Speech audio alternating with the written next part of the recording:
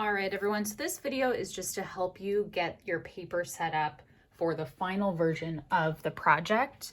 Eventually, this blank sheet of 9 by 12 paper is going to become the inside pages for our project.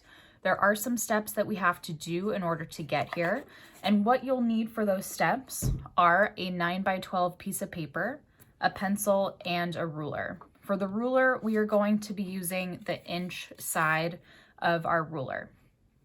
What you're going to do first is you are going to lay your paper horizontal in front of you. This is called landscape. So you're going to again lay your paper landscape in front of you. At the top of your paper, you are going to line your ruler up at the top so that it spans all the way from 0 to 12 inches. At the top of your paper, you want to have a little bit of space left where you're going to be creating something called a tick mark. A tick mark is an indicator line, and we will be using these on a lot of projects that we have this year. So I'm first going to do a tick mark at 2.5 inches. I'm then going to do another tick mark at 5 inches, at 7.5, and at 10 inches. I'm going to slide my ruler down to the bottom. I'm not going to twist my paper.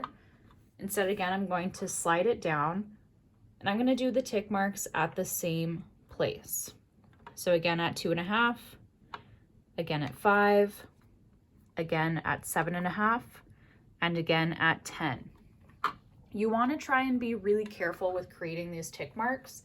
The more precise you can get them, the more precise the final paper will be when it comes time to cut it and place it inside of our box.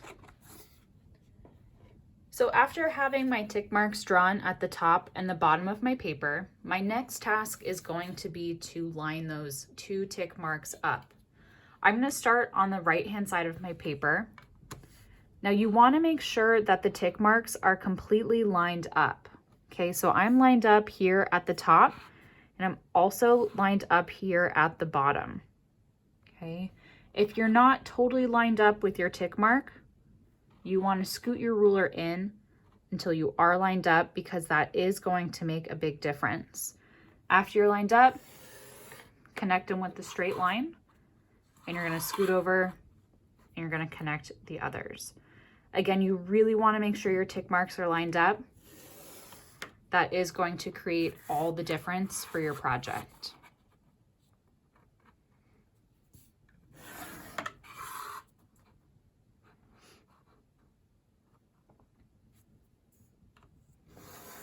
Okay, and hopefully you'll notice how I lined up those tick marks before drawing the straight line.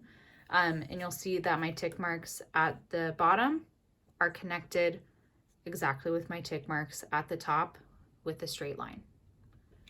So I'm going to do the same thing on the left and the right hand side of my paper. I'm going to twist my paper so that it's portrait, so that it's tall in front of me. And at the top of the paper, I'm going to line my ruler up, and I'm going to again make a tick mark at 2.5, 5, and 7.5. And I'm going to slide my paper up, my ruler down, and I'm going to do the same thing at the bottom. So again at 2.5, again at 5, and again at 7.5. I'm going to line my ruler up with the 2 tick marks, making sure that those 2 tick marks, again, are perfectly lined up. And then I'm going to connect them with a straight line.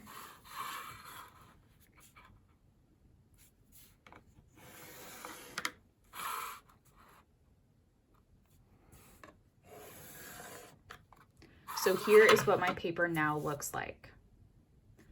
I am going to rotate my paper so that I have smaller boxes along the top and smaller boxes along the right-hand side. I'm going to really focus on the ones that are perfectly square, and I am going to label those boxes. This first completely square box, I am going to label that as my title. The box right over is going to be 1, and then 2, and then 3.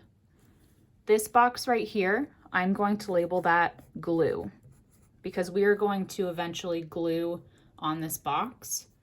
This one is going to be 4, 5, 6, 7, glue again. This is 8. And then you might need to have 9 and you might need to have 10 if your process that you chose for your project has a lot of steps. You only need to have 8 within your project. So you might go from 8 to the end of your project. I need to have a few more boxes. So I have 9 and I have 10. And then this one is going to be my end. So yours might look a little bit different. You might go 7, glue, 8, and then end right here. If you need 9, and then you might have end right here. This just depends on your project. Okay, but again, you need to have at least 8 for your process. After you have this, you are good to go with starting to create your final version.